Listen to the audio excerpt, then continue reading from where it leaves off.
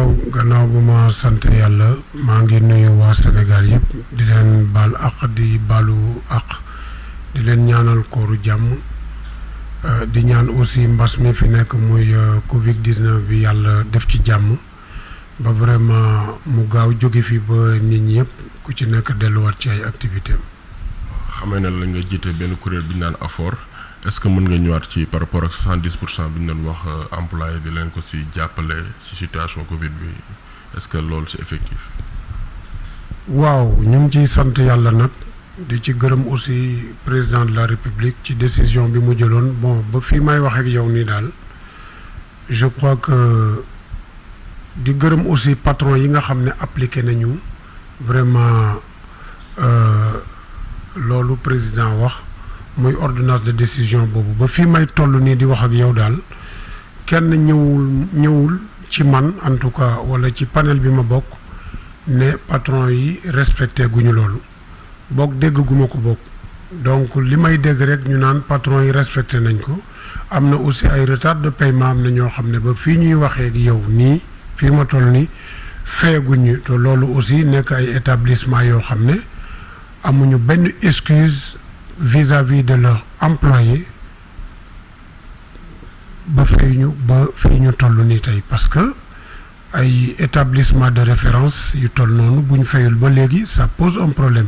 fayuñu nag ba léegi ça ne veut pas dire que ne duñu respecter les 70%, mais ba fi may wax ak yow en tout cas fayaguñu mais vraiment pour dire vrai et être honnête aussi vraiment am naa yaakaar ne employeur yu bari respecté nañu vraiment décision boobu. xam nga les employeurs ils sont omnibilés que par le gain facile xam nga employeur mooy ñi nga xam ne ñoom ñooy liggéeyloo nit ñi mooy patron yi xam nga patron dara ñoru ko ci àddunaam lu dul li mu am intérêt rek a ko ñor patron nag bu doon ne ay nit lañu dañoo war di toppatoo seen ay employé du ñëpp nag parce que boo demee tey di liggéey nekk ci bërëb yàgg fa defe naa yow ak patron bi seqatu leen sax patron ak liggéeykat mais da ngeen di dem tey ba booloo nekk mbokk c'est des actes humains loolu la employé bi di xaar vis-à-vis de son patron loolu bu ko employé bi amee ci patron dina ko liggéeyal ba liggéeyal ko fu dara newul parce que boobu confiance mooy daw seen diggante dina ratax boo xamante ne dina tax vraiment dara du ci mën a ñaaw lu dul rek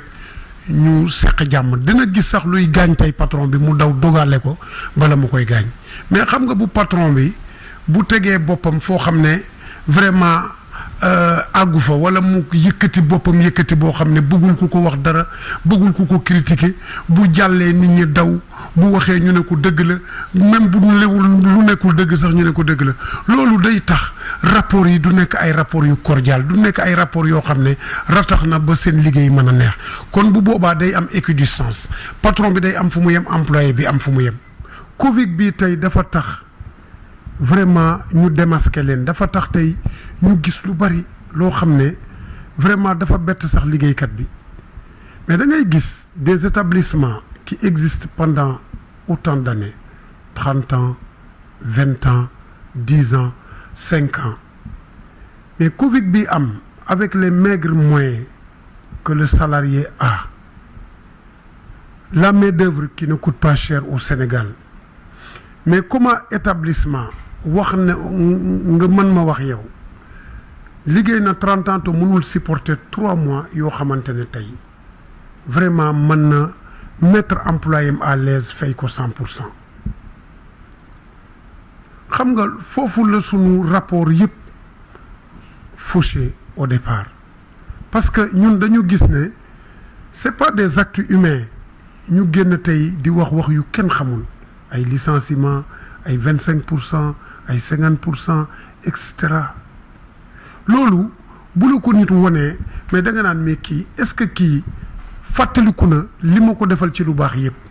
loolu mooy fëkk jëf nit defal la lu baax di xaar yow nga fay ko lu baax nga fay ko loo xamante ne vraiment mais bon na bonaay goo xamante ne tey sax mënul siggi sax xool la tellement daf lay jéppi mais loolu nekkul ay rapport yoo xam ne ay rapport yu baax la te defe naa ne rapport yooyu ni ko patron bi war a sàmmee la ko employé bi war a sàmmee donc loolu moo faussé lépp Covid bi daf ñu won lu bari suñu digganteeg suñu ay njaatige état amul interlocuteur état amul kenn en face lu dul le patronat ñun nous sommes représentés par des syndicats un syndicat qui agit pour un employé sans autant le consulter pose un problème même booy agir man ci man muy positivement comme négativement mais xanaa dig ma laaj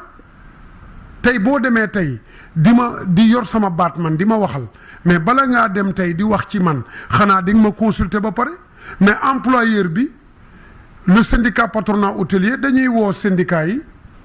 ànd ak ñoom ñu nas tënk signé def ay affaires après ñun ñu ñëw annoncé ñu ko et nous on est là pour subir et les syndicats ils sont payés par qui? Par nous. Donc il est bien normal qu'avant qu'un syndicat parle au nom des employés, mais au préalable qu'il nous consulte d'abord. Mais tu ne peux pas ne pas consulter un employé, aller agir à son nom, sans autant quand même qu'il te donne le feu vert de le faire. Li nga war a def defoo ko ba pare yow yaa ngi laaj ay droit xam nga au Sénégal il faut que les gens arrêtent de faire de l'amalgame. Nous avons 4 typologies de contrats. Dafa am un contrat de CDI muy un contrat à durée indéterminée ak un contrat CDD boo xamante ne c'est renouvelable que 2 fois selon les dispositifs de l'article L42 mënuloo liggéey boo ci liggéeyee ñaari yoon ñaari contrat 3e contrat bi day nekk un contrat à durée indéterminée beneen bi am un contrat saisonnier. Le contrat saisonnier c'est selon l'activité en tout cas de l'établissement mooy le contrat saisonnier c'est selon en tout cas l'activité saisonnière en tout cas de l'entreprise ak un contrat journalier. Le contrat journalier ñu bëri dañ ciy def amalgame. Le contrat journalier mais dafa war a am un contrat en bonne et due forme un contrat journalier dafa war a am bulletin de salaire mais mënul liggéey par semaine au-delà de 32 heures maanaam 4 fois dans la semaine la war a liggéey mais gis nga fi ay employés yoo xam ne dañ lay liggéeyloo 5 fois dans la semaine boo liggéeyee 5 fois dans la semaine pendant 1 mois 5 fois consécutifs pendant 1 mois mais avec des bulletins de salaire avec des preuves à l'appui mais boo demee inspection du travail dañ la war a embaucher dañ la war a utal CDI mais c'est pas le cas dans beaucoup d'établissements ici ba pare tous ces 4 contrats là mais ils doivent faire l'objet de signature entre l'employeur et l'employé ba pare contresigné par l'inspection du travail mu am benn DMT mooy déclaration du mouvement du travailleur nga xamante ne l'employeur a l'obligation de cotiser à la caisse de sécurité sociale ak IPRES pour yow mais tout ça les gens ne le remplissent pas ces conditions-là ba pare dañuy ñëw di def du n'importe quoi dans les établissements mais buñ koy def employé bi moom mi nga xamante ne tey dafa ragal wala boo xamante ne peut-être il est innocent ci ay àq ak yelleefam ci droit am mais du ci xam dara il est exploité à mort mos ngaa gis tey benn journalier boo xam ne dafay liggéey 10 ans 15 ans dans les entreprises ay délégués du personnel dem ba inspection du travail dénoncer loolu avec des preuves ñuy négocier waa léegi ana loi ana droit ñun on demanderait on demande que aujourd'hui nos institutions nous demandons que nos États nous demandons que le ministère du Travail nous demandons que l'inspection du travail également respecte ces droits-là mais da ngay dem inspection du travail wax loolu nga xam ne méngoowul ak yoon mais ñuy def médiation mais pourquoi faire de la médiation d'autant plus que la loi elle est là elle est bien claire mais il faut que moo tax j'exhorte le ministère du travail mais de doter de moyens à l'inspection du travail avec un pouvoir de pouvoir agir selon la loi mais pourquoi loi nekk fii tey ñun ñuy négocier bu doon ne loi amu fi tiraillement am na ci loo xamante ne c'est hors la loi mais l'inspection du travail peut faire la médiation yóbbu ko tribunal. Mais ce que les employeurs ils savent aujourd'hui c'est que quand tu pars à l'inspection du travail l'inspecteur il a les mains liées, il a un pouvoir limité li muy def mooy faire de la médiation faire benn rapport yóbbu ko tribunal nga yéeg ak a wàcc. Ensuite boo xoolee ci loolu le président de la République en 2014 la veille de l'indépendance la fête de l'indépendance comme ni mu ko tàmmee di def son message à la nation mais dafa ne woon nañu yóbbu la retraite du secteur privé à 60 ans l'âge de la retraite à 60 ans pour le secteur privé gars yi appliqué wuñ ko ñu xaar ba 2015 le 2 février 2015 ministre bi fi nekkoon à l'époque def décret bi mu defee décret terewul employeurs yi comme toujours ñi nga xam ne ñooy jaay doole ñi nga xam ne lu loi bind ñu teg ko fële di fëgg dënd ne fii ñooy buum bu président waxee du ñu respecter lu président wax ñoom li ñu bëgg la ñuy def xam nga lu ñu def ñu continuer di yóbbu nit ñi à 56 ans 58 ans ñu dem en 2016 ñu ne dañu am benn accord sectoriel bi ñu amee accord sectoriel ñi ñu yóbbu retraite à 56 ans 58 ans ñu yóbbu leen inspection du travail bi ñu demee inspection du travail yóbbu leen fa inspecteur bi ne leen votre accord sectoriel là il est au-dessous du décret signé par le ministère en 2015 décret 2015 bi kon yéen amu leen dëgg employés yi ñoo am dëgg ñu forcer quand même yóbbu leen retraite déggul de ñu dem le 1er février fête du travail 2019 gars yi dénoncé ko ci biir palais bi le président de la République nous avons les vidéos ne leen le secteur privé mooy employeurs yi la loi c'est la loi wax ministre à l'époque bi ne ko respecter leen loi bi ngeen yóbbu nit ñi retraite à 60 ans kon xam nga loolu leer na employeurs yi mooy le patronat hôtelier continue toujours xam nga kan lañ signé la retraite à 60 ans mais janvier bi lañ ko signé le 1er janvier 2020 alors ña ñu yóbbu woon retraite de ay pères de famille à l'âge de 56 ans